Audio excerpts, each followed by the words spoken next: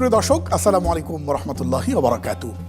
মাজার এই শব্দটি শুনবার পর কেউ গভীর শ্রদ্ধায় মাথা নুয়ে দিই, গাড়ি চালানো অবস্থায় থাকলে সালাম করি অথবা স্টিয়ারিংয়ে সিজদা করি।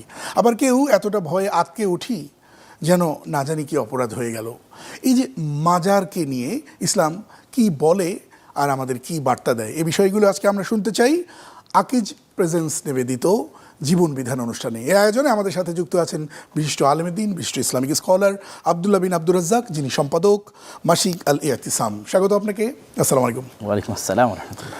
আমি শুরুতেই বলেছি যে আমি জানতে চাই যে মাজার ভক্তি কি করা যাবে না, বা মাজারের প্রতি একটু রেসপেক্ট করা যাবে না? এত সুন্দর করে আমরা কবর বাঁধাই, একটু দেখতে চাই এখানে আমার বাবা, এখানে আমার মা, একটু এই পরিচয় ঠিকানা তো ভালোই লাগে। ইসলামের কি আসলেই বাদ আছে কি না, বা কি বিষয়ে? খুবই চমৎকার প্রশ্ন করেছেন, বিশেষ করে আমাদের দেশ এবং আমাদের অঞ্চলের সাথে খুবই সম্পৃক্ত একটি প্রশ্ন। আমি এটির উত্তরে প্রথমত রাসূলুল্লাহ সাল্লাল্লাহু আলাইহি ওয়াসাল্লামের একটি হাদিস বলে নিতে চাই। আল্লাহ নবী বলেন, উলাইকা ইযা মাতা ফীহিম রাজুলুস সালিহ। তিনি আহলে কিতাবদের কথা বা ইহুদি নাসারাদের কথা উল্লেখ করে বলছেন যে তাদের মধ্যে যখন কোনো সৎ ব্যক্তি মারা যেত, বানাউ আলা কবরিহি মসজিদান, তারা ওই সৎ ব্যক্তির কবরের উপর মসজিদ তৈরি করত। ওয়াসাওয়ারু ফীহি তিলকা সুওয়ার, এবং ওই ব্যক্তির ছবি সেখানে ঝুলিয়ে রাখত। এবং এটি করার পিছনে শয়তান তাদেরকে এই প্ররোচনা দিত যে এই সৎ ব্যক্তির কবরের উপর যদি তোমরা মসজিদ তৈরি করো এবং তার ছবি যদি এখানে ঝুলিয়ে রাখো, তাহলে তাকে দেখে তোমাদের অন্তরে আল্লাহর ভক্তি জাগবে, আল্লাহ সুবহানাহু ওয়া তাআলার ইবাদতের আগ্রহ তৈরি হবে। এই ওয়াসওয়াসাটা শয়তান তাদের অন্তরে দিত। এবং ধীরে ধীরে কি হতো, সময়ের পরিক্রমায় পরের প্রজন্ম, তারপরের প্রজন্ম, তারপরের প্রজন্ম ভুলে যেত যে আসলে এই কবরের উপর মসজিদটা কেন তৈরি করা হয়েছিল আর এই ব্যক্তির ছবি কেন তৈরি করা হয়েছিল। তখন একটা সময় কি হতো, ওই ছবিটা বিশাল মূর্তিতে রূপ নিত, আর আল্লাহর ইবাদতের পরিবর্তে ওই কবর এবং ওই মূর্তির ইবাদত শুরু হতো। যা কালের পরিক্রমায় নূহ আলাইহিস সালাতু ওয়াস সালামের কওম করেছে, যা কালের পরিক্রমায় ইব্রাহিম আলাইহিস সালাতু ওয়াস সালামের কওম করেছে, যা কালের পরিক্রমায় আমাদের নবী মুহাম্মদ সাল্লাল্লাহু আলাইহি ওয়াসাল্লামের যে জাতি ছিল কুরাইশ, তারাও করেছে। আপনি জানলে অবাক হবেন যে কাবা ঘরের মধ্যে যে 360টি মূর্তি ছিল সেটি নবীদের মূর্তি। ইসমাইল আলাইহিস সালাতু ওয়াস সালামের মূর্তি, ইব্রাহিম আলাইহিস সালাতু ওয়াস সালামের মূর্তি, এগুলো তৈরি করা হয়েছিল কেন? এই কারণে তৈরি করা হয়েছিল যেন তাদেরকে দেখে আল্লাহর ইবাদতের ভক্তি তৈরি হয়। তো এখান থেকে ধীরে ধীরে ধীরে ধীরে শিফট হয়ে কী হয়েছে, তাদেরই ইবাদত করা শুরু হয়েছে। তো এটি হচ্ছে শয়তানের বর্তমানে যেমন হিন্দু ধর্মে যে প্রতিকৃতি বা প্রতিমা বানানো হয়, ওনারা কিন্তু অবতার, অর্থাৎ বার্তাবাহক, তাদের বিশ্বাস, তারাও হয়তো কোনো কালে নবী ছিলেন, তারা সেই অবতারদেরকেই এখন পুজো করছেন। তো এটি হচ্ছে শয়তানের সবচেয়ে বড় ওয়াসওয়াসা, মানুষের অন্তরে মানুষকে শিরকের দিকে নিয়ে যাওয়ার জন্য, আল্লাহ সুবহানাহু ওয়া তাআলা থেকে দূরে নিয়ে যাওয়ার জন্য। এখন আপনি প্রশ্ন করতে পারেন যে তাহলে কি এই যে ব্যক্তি যারা আছে, যারা আমাদের সৎ ব্যক্তি যেমন শাহজালাল রাহিমাহুল্লাহ, যারা অবশ্যই তাওহীদের দাওয়াত নিয়ে দেশে এসেছিলেন, তাদের প্রতি কি আমরা ন্যূনতম শ্রদ্ধাবোধ রাখবো না? পৃথিবীতে যত মানুষ এসেছেন সৎ মানুষ হিসেবে, তাদের মধ্যে সবচেয়ে বড় সৎ মানুষ হচ্ছে আমাদের নবী মুহাম্মদ সাল্লাল্লাহু আলাইহি ওয়াসাল্লাম। আমাদের নবী মুহাম্মদ সাল্লাল্লাহু আলাইহি ওয়াসাল্লাম তিনি বলছেন, আল্লাহুম্মা লা তাজআল কবরি ওয়াথানা, হে আল্লাহ আমার কবরকে তুমি মূর্তি বানিও না। এবং তিনি আরও বলতেছেন তার কওমকে উদ্দেশ্য করে, লা তাজআলু কবরি ঈদা, তোমরা আমার কবরকে বারবার তওয়াফের জায়গা বানায়ো না। সল্লু আলাইয়া সালাতাকুম, তোমাদের যার যার দরুদ পড়ার দরকার নিজ নিজ জায়গা থেকে দরুদ পড়ো, সেই দরুদ আমার নিকটে পৌঁছে যায়। তো এই যে তিনি ভয় পাচ্ছেন যে তার কবরকে নিয়ে ইবাদত করা হবে বা তার কবরকে কেন্দ্র করে মূর্তি তৈরি করা হবে, তো তিনি যদি পৃথিবীর সর্বশ্রেষ্ঠ মানুষ এবং সর্বশ্রেষ্ঠ নবী হওয়ার পরেও তার কবরকে কেন্দ্র করে যেন মসজিদ তৈরি না হয়, তার কবরকে কেন্দ্র করে যেন মূর্তি তৈরি না হয়। আচ্ছা, সেগুলো হলো না, কিন্তু একজন ইসলামিক স্কলার বা ইসলামের জন্য যার বিরাট অবদান আছে, তার স্মৃতিটুকুন রাখবার জন্য একটা সুন্দর অবয়ব দিয়ে রাখা হলো এবং সেখানে কোনো শিরক হলো না, বিদাত হলো না, তবুও কি এটা ভেঙে ফেলতে হবে? যেহেতু রাসূলুল্লাহ সাল্লাল্লাহু আলাইহি ওয়াসাল্লামের আদেশ যে তিনি আলী রাদিয়াল্লাহু তাআলা আনহুকে উদ্দেশ্য করে বলছেন যে তুমি কোনো ছবি এবং মূর্তি এবং কোনো উঁচু কবর যা স্বাভাবিক অবস্থার চাইতে ভিন্নভাবে বানানো হয়েছে, এটি মূলত কেন? এটির মূল কারণটা হচ্ছে মানুষ যখন কবরে চলে যায় তখন আসলে তারা সবাই সমান। তাদের মধ্যে একটা বৈষম্য তৈরি করা যে এ হয়তো অমুকের চাইতে শ্রেষ্ঠ বা অমুকের হয়তো টাকা অমুকের চাইতে বেশি, এবং সেটির জন্য তার কবরকে আরও ব্যতিক্রম, আরও সুন্দর করে তৈরি করা, মৃত্যুবরণ করার পরেও যে দুনিয়ার যে সাজসজ্জা সেটির সাথে কানেক্টেড রাখা, এটি ইসলামের পরকালমুখী চিন্তার বিরোধী। আপনি দেখেন সৌদি আরবের যারা বড় বড় বাদশাহ, তাদের কবরগুলো দেখেন, তারা কিন্তু পুরো অনেক সৌদি আরব নবীদেরও কিন্তু কবর বা মাজার আছে, পরবর্তীতে যারা কুসংস্কারে আচ্ছন্ন হয়ে তৈরি করেছে সেটির দায় তো আর ইসলাম নেবে না। ইসলামের বিষয়টা হচ্ছে সম্পূর্ণ সিরাতে মুস্তাকিম, সেটি হচ্ছে সব মানুষ মৃত্যুর পর সমান, সাজসজ্জা এটি কারোর জন্যই করতে হবে না। শুনবো, আবার একটা বিরতি নিয়ে আসতে চাই। দর্শক দেখছেন জীবন বিধান, আর এই আয়োজনটি আপনাদের মাঝে স্পন্সর করেছে আকিজ পাইপ। ছোট্ট একটা বিরতির পর আবার আসছি।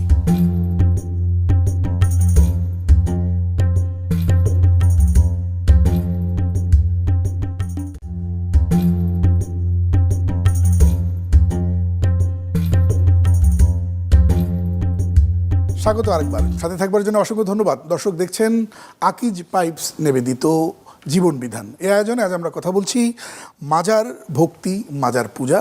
সাথে আছেন আব্দুল্লাহ ভাই। আব্দুল্লাহ ভাই, চমৎকার করে আপনি বলছিলেন। এবার যদি একটু জানতে চাই যে মৃত্যুর পরে আমরা দেখি যে 3 দিনে বেশ অনেক হুজুরদেরকে ডেকে নিয়ে আসা হয়, তারা কোরআন শরীফ পড়েন বাড়িতে, তারপরে আবার 40 দিনে, আবার প্রতি বছরে বছরে যে রেয়াজ অনুযায়ী এইগুলিকে অনেকে খুব বাধ্য মনে করেন। ইসলাম কিভাবে দেখে এগুলোকে? খুবই চমৎকার প্রশ্ন করেছেন। আসলে আমরা দীর্ঘদিন যাবৎ হিন্দুদের সাথে পাশাপাশি বসবাস করতেছি, এবং হিন্দুদের সাথে আমাদের কালচারাল মিক্সিং করার একটা চেষ্টা ঐতিহাসিকভাবে হয়েছে। যেমন বাদশাহ আকবর, তিনি যে দ্বীন ইলাহি তৈরি করেছেন, সেটারও মূল উদ্দেশ্য ছিল হিন্দু এবং মুসলমানদের কালচারাল মিক্সিং করা। পরবর্তীতে শ্রী চৈতন্য, তারও মতবাদের মূল উদ্দেশ্য ছিল হিন্দু এবং মুসলমানের কালচারাল মিক্সিং করা। তো রাষ্ট্রীয়ভাবে যখন এই চেষ্টাগুলো হয়েছে, তখন বাস্তবেও কিছু আর প্রতিফলন ঘটেছে।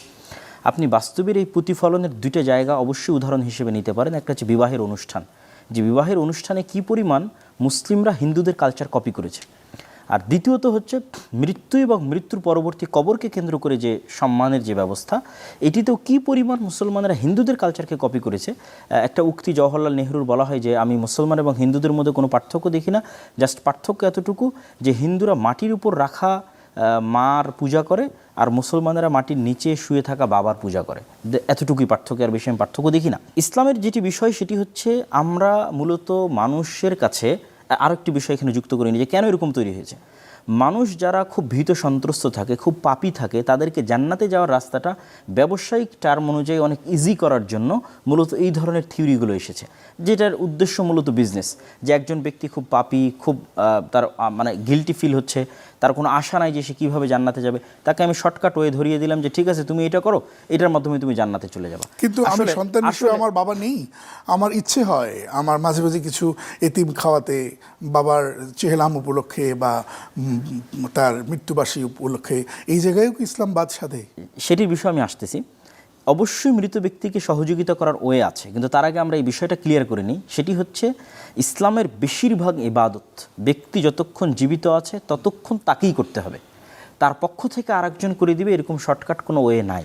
যেমন সালাতের বিষয় নাই, কোরআনের বিষয় নাই, এরকম বেশিরভাগ ইবাদতগুলো ব্যক্তি যতক্ষণ জীবিত আছে তাকেই করতে হবে। একটি বিষয় অবশ্যই মৃত্যুর পরে মৃত ব্যক্তিকে তার আত্মীয় স্বজন সহযোগিতা করতে পারে, এক দোয়া।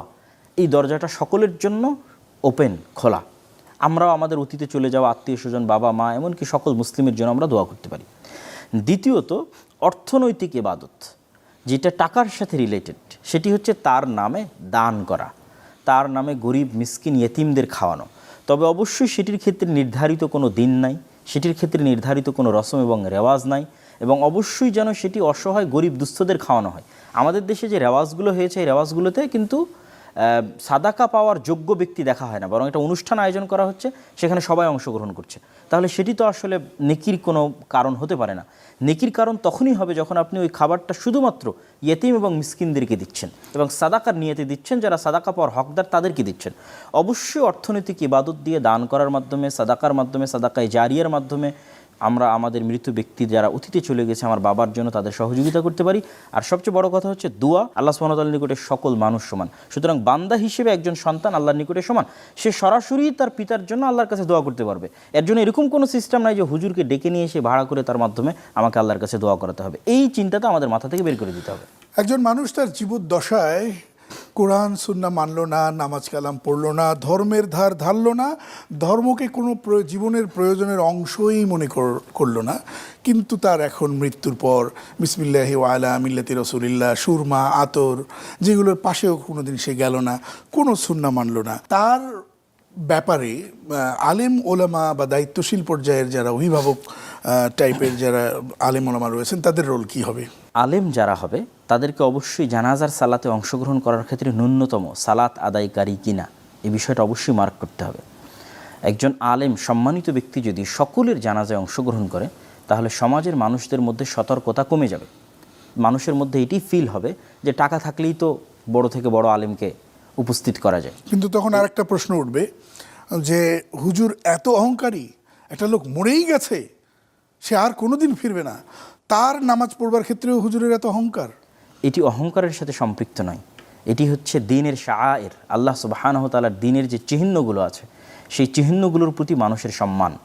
একজন ব্যক্তি যে 5 ওয়াক্ত সালাত আদায়কারী হিসেবে গণ্য নয়, সে যদি বাংলাদেশে না থেকে ইউরোপে থাকতো, আমেরিকায় থাকতো এবং ইউরোপ আমেরিকায় থাকা অবস্থায় তার যদি মসজিদের সাথে কানেকশন না থাকতো, তাহলে সে কোথায় মারা গেল মানুষ তাকে খুঁজেই পেত না, এজ এ মুসলিম হিসেবে তাকে কাউন্টই করা হতো না। মুসলিম হিসেবে তখনই মুসলিম সোসাইটিগুলো কাউন্ট করে যখন সে মসজিদের সাথে কানেকশন রাখে। কিন্তু আমাদের দেশ যেহেতু একটা মুসলিম কান্ট্রি, এই জন্য এখানে কেউ মসজিদের সাথে সম্পর্ক না রাখলেও তাকে মুসলিম হিসেবে ধরে নিয়ে আমরা তার জানাজা সালাত আদায় করার চেষ্টা করি। ওই ব্যক্তিটাই যদি ইউরোপ এবং আমেরিকায় মারা যেত এবং তার মসজিদের সাথে সম্পর্ক না থাকতো, তাহলে তাকে কেউ মুসলিম হিসেবে কাউন্ট করতো না, তাকে হয়তো পুলিশ নিয়ে গিয়ে যে কোনোভাবেই হোক দাফন করে দিত। তো এই বিষয়টা আমাদের মাথায় রাখতে হবে যে সে মুসলিম হিসেবে কাউন্ট হওয়ার যোগ্যর সর্বনিম্ন শর্ত কতটুকু, সেই সর্বনিম্ন শর্ত হচ্ছে তাকে সালাত আদায় করতে হবে। এতটুকু তো তাকে মিনিমাম পূরণ করতেই হবে। অসংখ্য ধন্যবাদ আপনাকে সময় দেওয়ার জন্য। দর্শক, শেষ করবো যাবার আগে যে কথাটি বলতে চাই, দাড়ি কেন হয় সাদা? শান্তির প্রতীক বলে।